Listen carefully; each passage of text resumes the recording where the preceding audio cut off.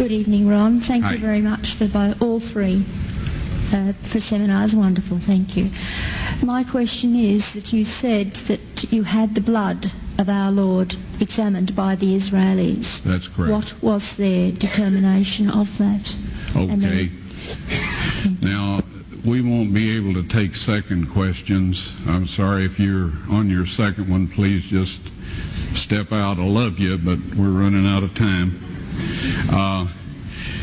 Real quickly, okay. Dried blood is dead blood. Everybody knows that, all right? They can test the blood of the pharaohs, the mummies of the pharaohs, all right? There's certain things they can do.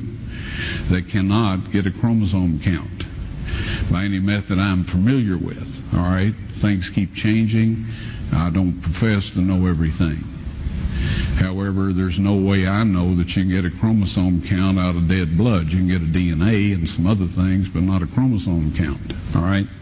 That's done by living white blood cells. Now then, first of all, in this analysis, I took the blood into a laboratory in Israel. I asked one of the people I work with in antiquities, where is a good laboratory that does reliable work?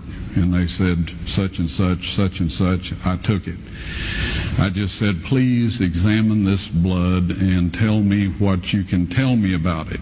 All right? They said, well, look, we're going to reconstitute it. We're going to put it in normal saline and keep it at body temperature for 72 hours with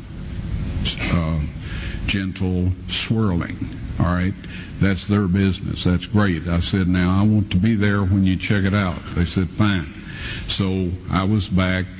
They checked it out. I said, now, they said it's human blood. We can tell that. They did whatever tests they need to do. And then I said, take some of the white blood cells and put them in a growth medium and keep them at body temperature for 48 hours. And they said, well, that'll do no good because it's dead blood. I said, would you please do that for me? And they said, okay, we'll do it. So anyway, I said, I want to be there when you take it out and examine it. So I was back there. They took it out, examined it under a microscope, and the one technician called the other one over there, and then they called the boss over there, and they were talking Hebrew a mile a minute there for a little bit, and they looked at me and they said, Mr. Wyatt, this human blood only has 24 chromosomes in it. Everybody else has 46. You see, 23 from your mother, 23 from your father, 22 autosomes from your mother, 22 autosomes from your father. You get an X from your mother, you may get an X or a Y from your father, all right?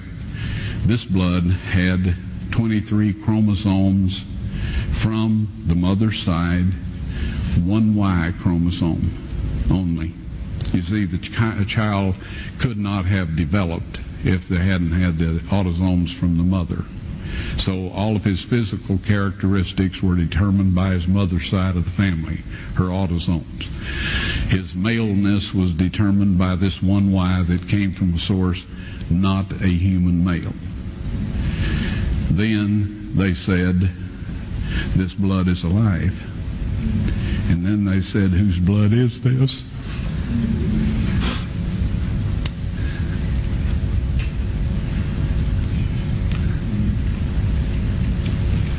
I said, it's the blood of your Messiah.